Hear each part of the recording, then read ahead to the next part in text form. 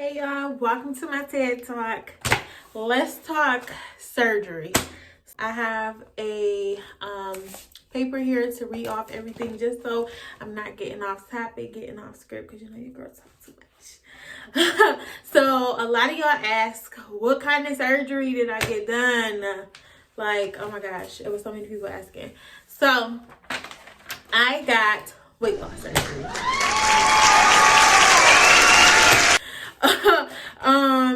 So I'm just going to go off of this list and basically explain to y'all what everything is, why did I get it done, whatever. So first we got, what is weight loss surgery? So it's basically a surgery, of course, to reduce the size of your stomach. Now there is two different weight loss surgeries. Actually it's more, I think. But basically, the main two that people get confused on is the gastric sleeve and the gastric bypass. So I got gastric bypass. And what gastric sleeve is basically narrowing of your stomach. So they really cut off and remove 80% of your stomach. And it's just like a narrow passageway. With the gastric bypass, they cut a small pouch out of the top of your stomach and then reconstruct your intestines to reattach to your new small itty bitty stomach. But you still have your old stomach there. It's not removed. It's just bypassed. Squiggly lines. Yeah, so they just basically redirect your intestines and they make your stomach the size of a small egg, if that makes sense.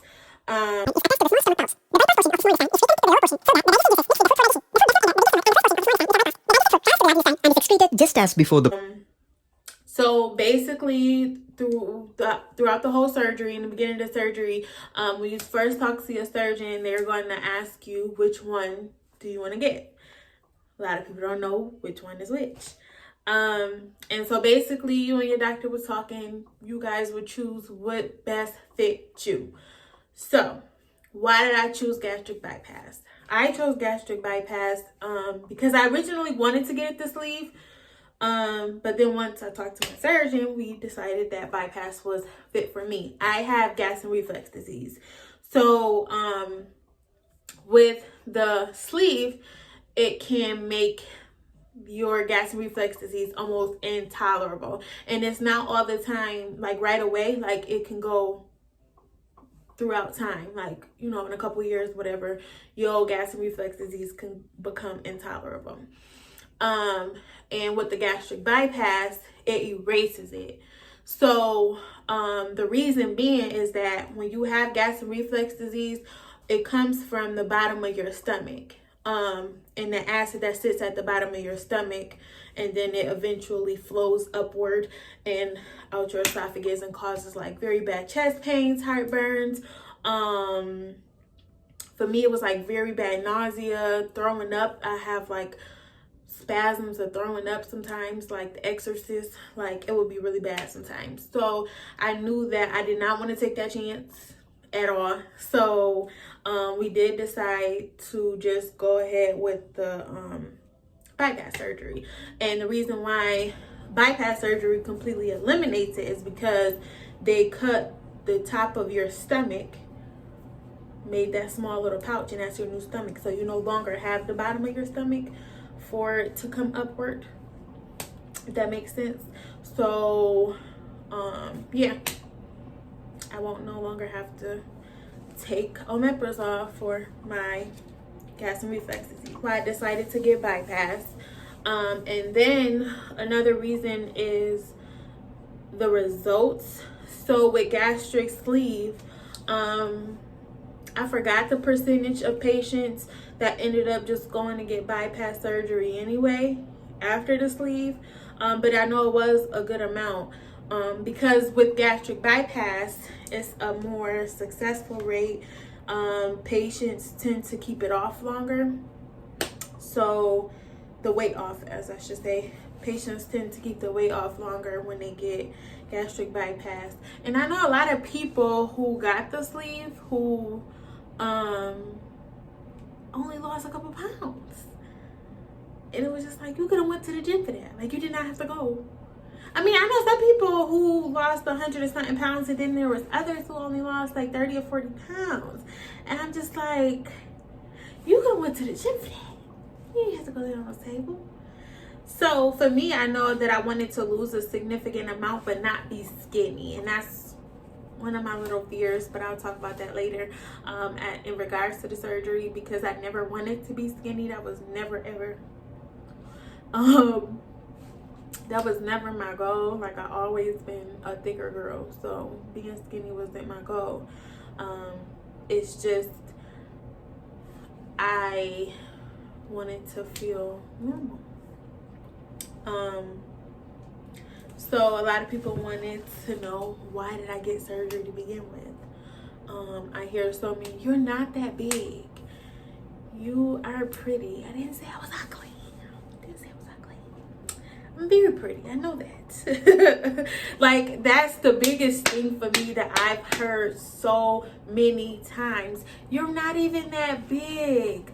Well, my body don't say that, okay? And technically with my BMI, because I'm 5'2", my BMI was 48. Yeah, so my BMI was 48.1, and that's just way too high when you're so short. So my highest weight was 263 pounds. Way too big. Like, that's just way too big. And I constantly have to hear, you're not that big. I did suffer from sciatic nerve damage and nerve pain. And basically, my body just was not used to being that size. It just was not used to being that big at all. And by people keep telling me, oh, you're not that big, blah, blah, blah. It kind of was my head, because I'm just like, okay. So yeah, my body was starting to feel it. I'm only 26, about to be 27 years old, and don't even have any kids. And for my body to feel the way that it did, it was just like ridiculous. Like, I felt old. Like, I could barely get out of bed. I could barely do basic activities that I was used to doing, unless I was at the club. Whole different story. But no, for real, like, it was just becoming too much on my body. And you have to listen to your body. Like, forget what other people's opinions about you, you know, forget it all. Like, at the end of the day, you know what's best for you. You know, and for so many years, I contemplated this surgery, you know, because listening to them same people, and basically it just got way too out of control. And it's my own fault. You know, it's nobody's fault but my own. But at the end of the day, I've learned to push other people's opinion about what they gonna say, because at the end of the day, whether you big, skinny, tall, fat, thick, fine, or ugly, people gonna have something to say. People gonna have an opinion on you and your life and what they feel like you should do with your life. And at the end of the day, I just came to a point in the realization, it does not matter. Like, it doesn't matter how y'all feel about me, what y'all say about me. It does not matter to me. I know who I am. I know that I am a confident woman, always been a confident woman. I'm going to wear whatever and however I want to wear it. You know, it has nothing to do with confidence or, you know, lack thereof, but mainly about how I feel and how I felt at a certain weight. And it just got to the point where it's like, okay, I got to do something about it. I hear so many people say that's the easy way out.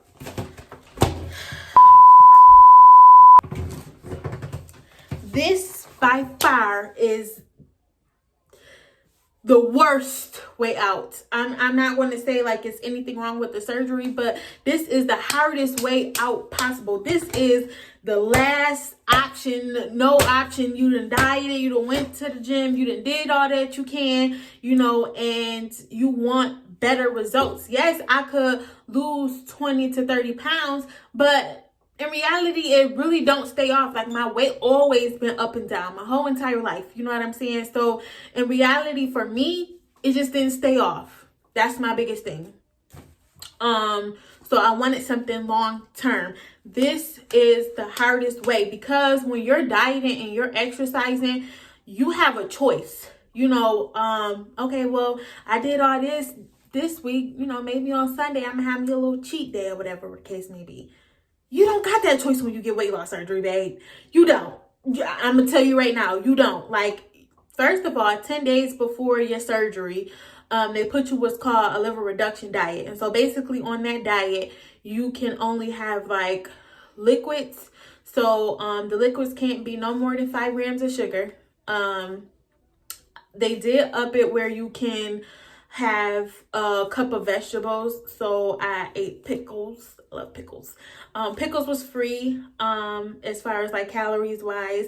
You can have like non-starchy vegetables, so like carrots, what's carrots on here, celery, all the non-starchy vegetables. For me, I only ate cabbage, and because you can season your vegetables, because seasonings are free, that's what worked for me. So excuse me. What I did was have the Better Than Bouillon base. When I say that base is such a lifesaver, it's like chef's kiss, okay? So I usually would fry my cabbage, but instead this time I just had to use the Better Than Bouillon base, a little bit of broth, the fat-free broth or whatever the case may be, and some water, and I seasoned it the way I would usually season it in chef's kiss. You know, I just picture me eating a salad. You can have a salad, you can have a boiled egg because it's protein. So I did have a boiled egg. I did cheat once or twice during the 10 days, but when I cheated with like stuff that I know is good, like chicken, protein, you know. So my mom had a party for my sister, and hell, that food was smelling too good, so I had to have some. And I ate mainly the chicken, the baked chicken that she had, because I knew it was good in protein. So yeah, they put you on a 10-day liquid diet or whatever. I lost, usually people range from 10 to 20 pounds during a liquid diet that they lose. Me, I was much on the lower side. I only lost 10 pounds. But yeah, everybody's body is differently. I only lost 10 pounds. So at the beginning of the whole like weight loss journey, before the liquid diet, I was 263 pounds. 163 pounds. That was my starter weight at the beginning, from the liquid diet to the surgery. And then now I am 233. So I'm down 30 pounds. And that's within 3 weeks. Round about 3 weeks. Because I'm only a week and a half post-op. Not even a week and a half, a week and a couple days post-op. So I'm down 30 pounds. They say that the weight will start slimming. Excuse me. They say the weight will start coming off your face first, which I do feel like my face is slimming down a whole lot more. As far as my stomach and body weight, I definitely do see the difference. I don't necessarily feel it. My body don't hurt as much as it did. So that's up.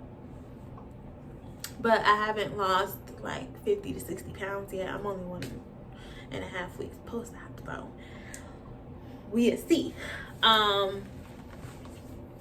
The whole process of weight loss surgery. So basically, it took me a year to get mine. They'll tell you in the beginning, usually it's about 6 months to a year. It just depends on really you. So partially it's my fault, and then the other half is the office that I was going to's fault. It's their problem. I would say it's my fault because I did procrastinate on a lot of the things that I was supposed to do in the beginning.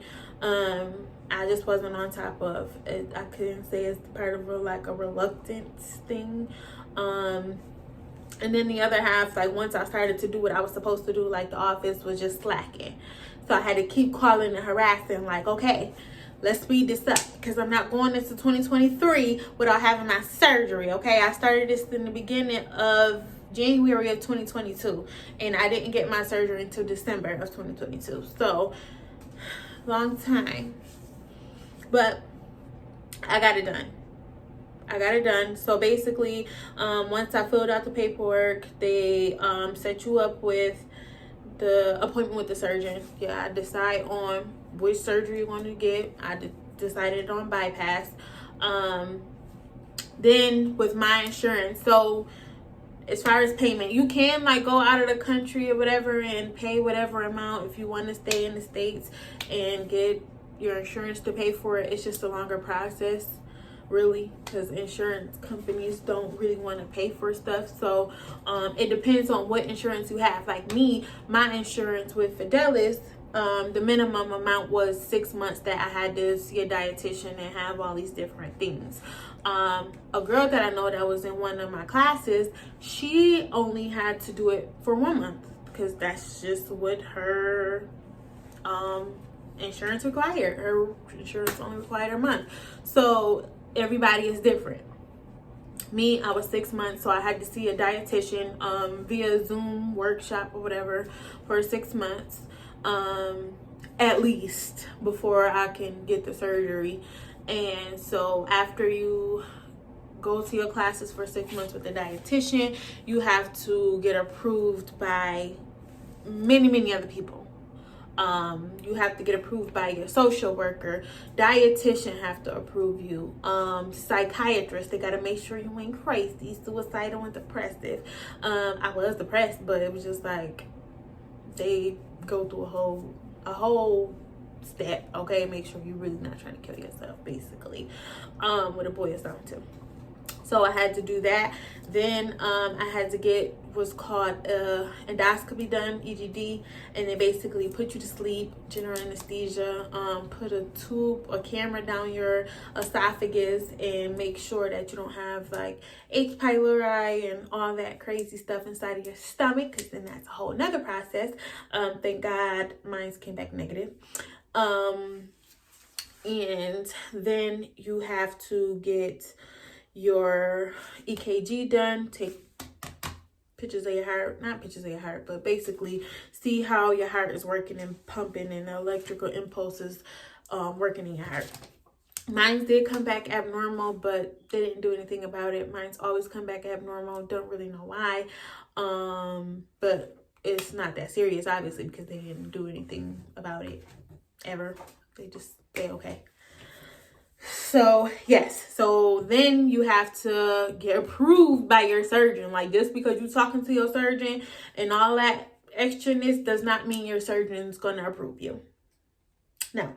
So there wasn't a required weight loss for me. He didn't tell me I had to lose a certain amount of weight. He did tell me, and they will tell you in the beginning, you cannot gain over 10 pounds throughout the whole process. Now, what did delay me a little bit, which delayed me about 6 weeks, because your doctor do want to see that you're at least trying to like exercise and keeping up with your diets. So me being the truthful person that I am, at first when I met with my doctor, he asked, did I exercise and stuff like that. And I was honest, like, no, I work a full-time job. I have a full-time business. I do makeup.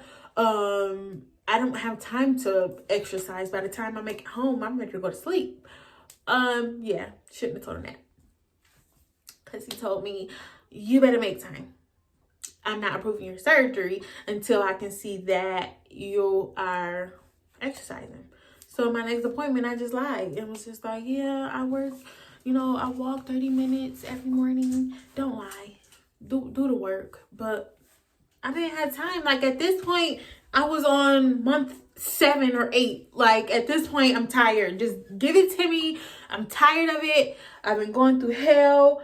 And it's just like, I'm over it. I'm over it. So, do the work, but don't lie. But for me, it's like I wasn't gaining any weight. I did maintain my weight, and then occasionally I would lose like 2 to 3 pounds, and then I would gain my 2 to 3 pounds back. And yeah, but do what you're supposed to do as far as the whole process on getting a surgery. Everybody is different. Every doctor is different. So your doctor may tell you that you are required to lose a certain amount of weight in order to be approved for it. It's just how it go. So yeah, that was my whole process. As far as like the insurance goes, as far as payment, I didn't have to pay for anything except for the hospital stay. So most people only stay in the hospital for 1 day. So my hospital stay was $150. That's all I had to pay. So you can go out of the country if you want to and pay those couple of thousands, or you can go ahead and have your insurance pay for it and wait a couple months. You know, it's make more sense to me to have the insurance pay for it. Hell. And so yeah, that's the whole process. Why I did not get a BBL. So I originally did want to get a BBL only because the more weight that I gained, the smaller my booty got. And I just wanted, we in the BBL world, okay? Let's just be honest. So I originally wanted to go to this lady in Miami. Excuse me. And during my consultation, she basically told me my BMI was way too high. BMI way too high, and I needed to lose 70 pounds in order to be approved for the BBL. That's a lot of weight, right? So, okay, now we back to square one. Now we back to weight loss surgery.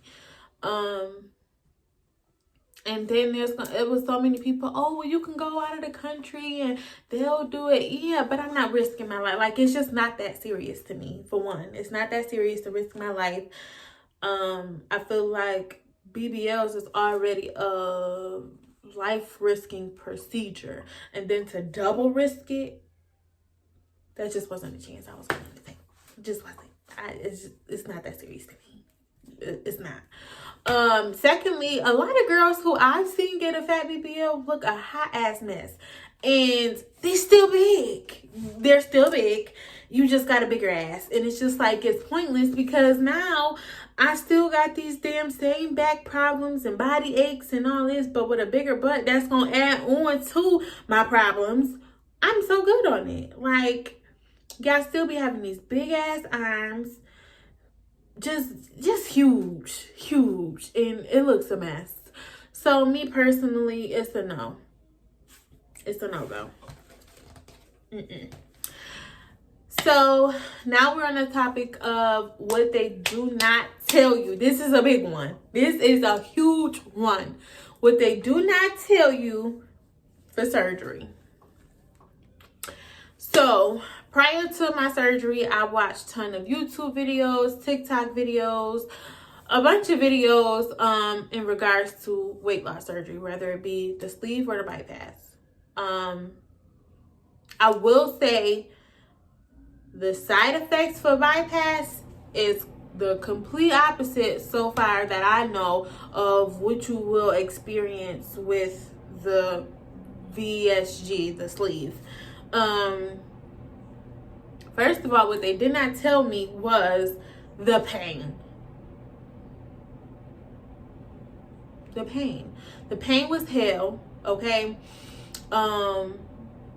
Basically, in the beginning of the surgery, they fill your body up with gas, right? And the reason that they do that is for them to be able to maneuver freely without hitting any vital organs. And that's how they do the surgery. Well, the gas has to come out. That is the worst pain in my entire freaking life. That made me not want no other surgery, no BBLs, no nothing. Like, I guess everybody's pain tolerance is different, and I usually have a high pain tolerance. Like, if I got a headache, like I can deal with that. I can deal with stomach aches. I can deal with a lot of pain. That was like out of this world. So basically, that gas, it's like, y'all see babies and they cry when they gassy and they just fussy and restless. That's how I felt, but times 10, because that gas was suppressing against like my chest and my thoracic cavity and like my lungs. I couldn't breathe. Like once it got up here, I really felt like I was going to die. Like, I cannot breathe. My chest was hurt. I'm like, am I having a heart attack? And then the crazy part about it is I had got the surgery literally the day before the Blizzard 22 in Buffalo. So it was like, I couldn't go to the hospital. They couldn't get to me. Like, I was just stuck feeling like this. And that was the worst. Like, that was literally the worst time for me to get that surgery because I could not be helped. And basically, I was able to talk to one of the doctors or whatever, and they basically was telling me, like, girl, it's gas. So I had to, like, walk it out. They'll tell you as soon as you get the surgery to walk. So I was up walking, like, 2 hours after my surgery just because I knew, like, that's what everybody kept saying, walk. That I was walking, okay? The minute, 2 hours after surgery, I walked about 4 to 5 times that day. Right after the surgery, I was not able to keep anything down, not water. Well, that's the only thing I tried to do or drink was water because I had to take, you know, the pain medicines or whatever that they give you. And when I say threw it all up the first day was the absolute fucking worst. Like, when I say I literally just wanted to die, like, dying would be so much easier. I was in and out of my sleep, very, very tired.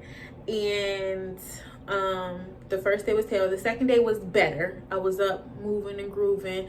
I washed up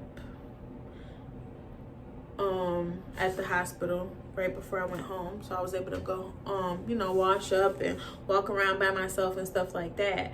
And then I only threw up one time, which is good. Compared to the day before, I threw up like 5 or 6 different times. So yeah, I only threw up one time. The second day I was able to keep broth down, keep my protein shakes down, and that was it for me. Like, I was pretty good coming the second day as far as like keeping stuff down. My stomach healed pretty good, I would say, compared to some other people. Everybody experience is different, but for me, I did not throw up after that. Like, I wasn't nauseated with certain things. And so when I went to my first week post-op appointment, she graduated me. So you're basically in stages, stage 1, 2, 3, and 4 after you get bypass surgery. I think it's the same for sleep, but I'm not 100% sure. So basically stage 1 is like day 1 and 2 of your surgery. You're only on clear liquids. That's it. No protein shakes, no none of that. You just on like broth, sugar-free Jello, sugar-free popsicles, water, and like that's basically it. And then you hit stage 2 on day 3 and 4 after your surgery. So then you're able to take your protein shakes and then all the other clear liquids, but clear liquids only. And then you graduate to stage 3. So at the first week post-op, she, you know, basically asked me a bunch of questions. How am I tolerating, you know, my protein shakes and stuff like that. And she graduated me to stage 3. Now, on your paper, they'll tell you stage 3 is only after week 2. But she felt like I was okay enough to introduce soft and puree foods, which I do well in. Like, I didn't have any problems introducing those to my new stomach. I will say my taste buds are much different because the protein, I don't know if it was just because I was just drinking them for so long. Like, the protein shakes was just like, ugh, I don't want it. I don't want any more popsicles. They're nasty now. I don't want any more Jello. It's very disgusting. I think I just ran it out, like ran its course. So now I am on like scrambled eggs. You can eat like turkey, sausage, ground turkey, ground chicken, baked chicken, like stuff that's soft. Nothing fatty, like ground beef, pork, which I was cutting out anyway. I didn't really want to go back to pork. So I really wanted to cut out red meats as well, but I know a lot of people after weight loss surgery develop an anemia and low iron. So I know that red meats is very high in iron. So it's just like, I really don't know if I will give that up yet. But that's not something I'm introduced to as of right now because of how fatty and greasy that it is anyway. So, yeah, so basically I eat like skinless fruit, Greek yogurt. I do not like Greek yogurt. Unless it's the Chobani or the Oikos. It's like blended fruit in it, so it don't taste like throw up. I love yogurt, but so for whatever reason, like Greek yogurt was just so nasty. But the Chobani and the Oikos or whatever that's called, that one is really good because it got blended fruit in it, and it's 0 grams of sugar still. Very good. So I can eat that. You can eat low fat yogurt, which that became very old to me too. Low fat cheeses, tuna fish. So I did make me a tuna fish. You can eat like deli meats like turkey. So I did buy me some turkey. I got a lot of stuff in the grocery store. Oatmeal, you can eat oatmeal because it's soft. So, you know, I'm just basically trying different things right now and reintroducing them to my stomach, and so far it's been good. Like, I've been able to eat. As far as like portion sizes, you literally only a little bit you get full. I feel like I can eat a little bit more than what I've seen like people on TikTok and stuff, because some people will have like a quarter or something and probably eat half of a quarter, and I'm just like, how? Well, is something wrong with me? But like I said, everybody is different, you know. So for me, I can eat, say if I have like a 2-ounce piece of turkey, I can eat half of that. Maybe even sometimes the whole thing. Like, they want to get you as much protein in. You don't want to force yourself. So I try to eat as much protein. This morning I had a turkey sausage. I had one scrambled egg, and then I had the Greek yogurt, and then a couple pieces of fruit. So it took me like 20 minutes, 25 minutes. You have to eat really, really slow and like chew everything to like a mush consistency before you swallow it, because if you swallow it and it gets stuck, the worst feeling in the entire world, something you don't want to do. So for me, I was able to chew all that down to a mush consistency, and I was good. I was great. And as far as like the recovery process, like I said, that first week, maybe like 5 days, I was going through it because all that air had to come out. And that was hell. That was literally hell. As far as going back to people saying that the weight loss surgery is the easy way out, it is by far the hardest. It's something that you have to mentally prepare yourself for. This is not no easy go, you know what I'm saying? Like, hey, you can cheat in the beginning of, you know, you dieting and exercising and whatever the case may be. With this, you cannot cheat. After that surgery, maybe months after, maybe even a year after, you'll be okay. But as far as the bypass in the beginning, you cannot cheat. Like, there is no cheating. Unless you want to be first class flight to the hospital, there's no cheating. This is by far the hardest way out. This is the last option. But if you feel like this is something that you want to do, don't let nobody discourage you and tell you anything different. You know your body. You know what's best for you, and do what's best for you. At the end of the day, don't let people's opinions affect what you got going on. So also, like, in the process of the weight loss surgery, you cannot be on any kind of drugs, no alcohol. They make sure they do test. I want to say you can't smoke either. I'm for certain you can't smoke as far as like cigarettes and stuff like that. So they're going to do a drug test. They're going to do a urine test.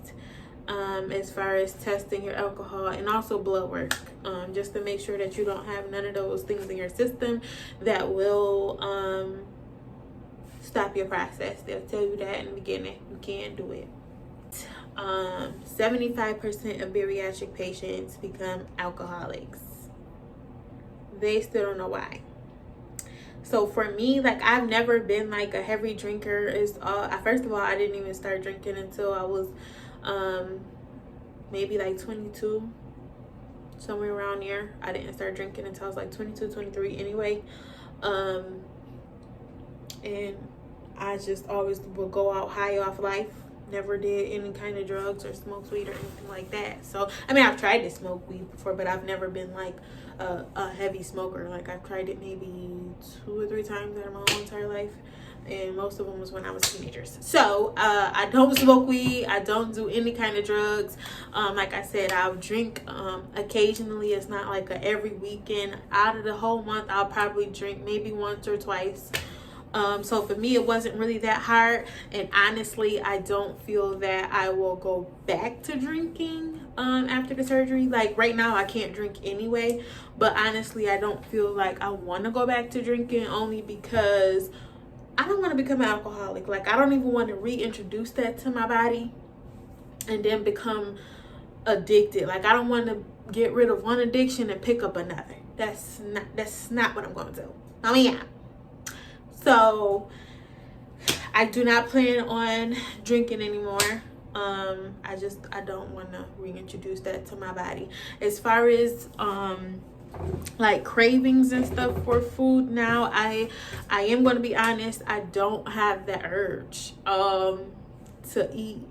Like, if I see something on TikTok, I'm like, oh, that look good, I wish I could have it, but I know for a fact that I can't. Like, I don't even want to play with my body like that, as far as how it will react to end up in the hospital. So that's just not a risk I'm willing to take. So I just keep that in my thoughts. But as far as like craving it, like, I don't crave it. I honestly, honest to God, crave like my fruits, my cheeses, and my vegetables. Not so much vegetables, but fruits for real. And I love string cheese and my yogurts. Like, that's what I crave right now. Will it change in the future? Not really sure. Me personally, I'm going through this whole process to change my lifestyle. I no longer want to go back, and that's what another thing that I keep hearing. Oh, I know so many people who got that surgery and gained all that weight back. I hear that so much, and it's just like, don't compare people to me. You know what I'm saying? Like, I am me. I understand the risks of everything, and me personally, I'm not laying on nobody's table to get no kind of work done to go back to being big. Like, no. Me, I plan on changing my lifestyle. Well, I have changed my lifestyle because I have to, but I plan on keeping it up. Like I said, I want to cut out pork completely. Just let it go. I don't really eat a lot of pork anyway, other than bacon here and there and ribs here and there. So it's not really that much of a drastic change for me, because I don't really eat a lot of pork anyway. But I don't want to eat it at all. I want to cut that out of my life, out of my system, you know, and just continue on this lifestyle journey and live for me. Like, I'm on a path in 2023 to live for Tajanique and nobody else. Okay, that's the end of my TED Talk. I'm so excited to see my results. Like I said, I'm 30 pounds down so far. And I'm excited. I'm excited to see what I'm gonna look like. I'm gonna still be serving bucks. It's gonna be a bad beer. Don't play with it, don't play with it, don't play with it.